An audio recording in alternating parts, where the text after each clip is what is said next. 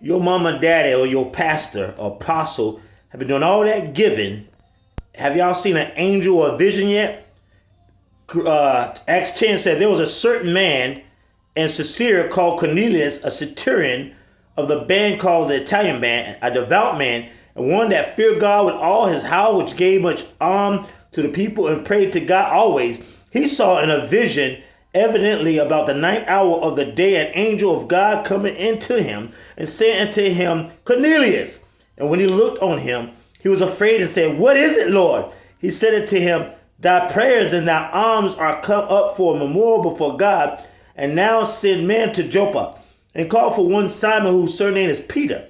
He lodged with one Simon, a tanner, whose house is by the seaside. He shall tell thee what thou oughtest to do.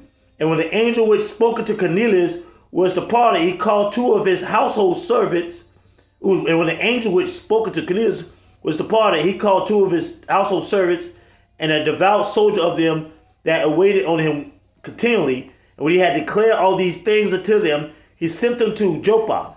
On the morrow, as they went on their journey and drew nigh to the city, and Peter went up upon the housetop to pray about the 6th hour.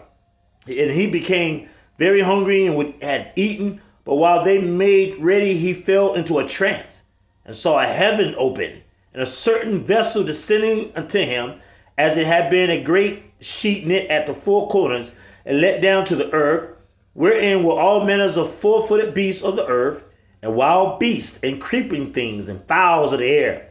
And there came a voice to him, Rise, Peter, kill and eat. But Peter said, Not so, Lord, for I have never eaten anything that is common or unclean. And the voice spoke to him again the second time, What God has cleansed, that call not thou common. This was done thrice. The vessel was received up again into heaven. Now while Peter doubted in himself what this vision which he had seen should mean, behold, the man which was sent from Cornelius had made inquiry for Simon's house, and stood before the gate, and called and asked whether Simon, which was surnamed Peter, were lodged there. While Peter thought on the vision, the Spirit said unto him, Behold, 3 men seek thee. Arise therefore, and get thee down, and go with them, doubting nothing, for I have sent them. Then Peter went down to the man which was sent unto him for Cornelius, and said, Behold, I am he whom you seek. What is the cause wherefore you are come? And they said, Cornelius the centurion, a just man, and one that feareth God, and of good report among all the nation of the Jews, was warned from God by a holy angel to send for thee into his house, and to hear words of thee.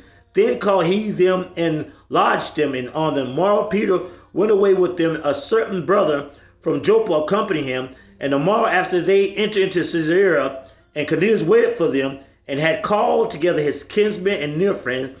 And as Peter was coming in, Cornelius met him and fell down at his feet and worshipped him. But Peter took him up, saying, Stand up, I myself also am a man.